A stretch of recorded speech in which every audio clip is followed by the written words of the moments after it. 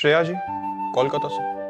राधे राधे महाराज जी। महाराज जी, ऐसा कहा जाता है कि गुरु बिना ज्ञान नहीं और ज्ञान बिना मुक्ति नहीं। महाराज जी, जीवन में एक गुरु का होना इतना आवश्यक क्यों है, और जब कोई व्यक्ति गुरु के मार्गदर्शन में नहीं चलता तो क्या होता है? आप हमें बताओ, आपने रंगनाथ जी के दर्शन किए? अगर हम आपको बोलें कि आपको रंगनाथ जी के दर्शन करने जाना है तो आपको गाइड की जरूरत पड़ेगी? गाइड की जरूरत पड़ेगी। बिना गाइड के दर्शन करने नहीं जा सकते।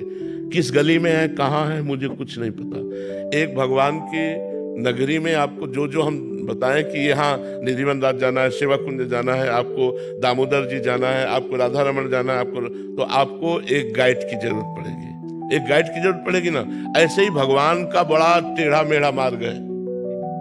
जहां भगवान तक पहुंचना होता है बड़ा टेढ़ा मार्ग है। शास्त्र बता रहे हैं कि आप दक्षिण की तरफ चलिए, और ठीक वहीं से उत्तर की तरफ मुड़ा हुआ जिसे नहीं बताया गया, गुप्त कर दिया गया, वो बात गुरु बताएंगे। गुरु भगवान के मार्ग के गाइड हैं।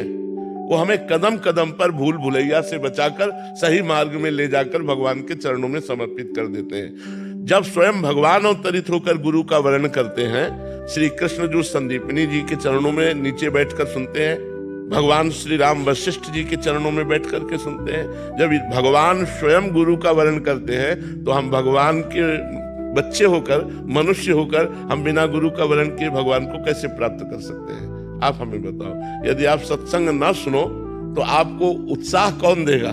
कौन भगवत मार्ग में चलाएगा? कितने ऐसे भाई लोग हैं जो कहते हैं कि आज मैं आया हूं, लेकिन पहले ही मैंने शराब छोड़ दी, मांस छोड़ दिया, गलत आचरण छोड़ दिए। तो किसके द्वारा? संत वाणी के द्वारा।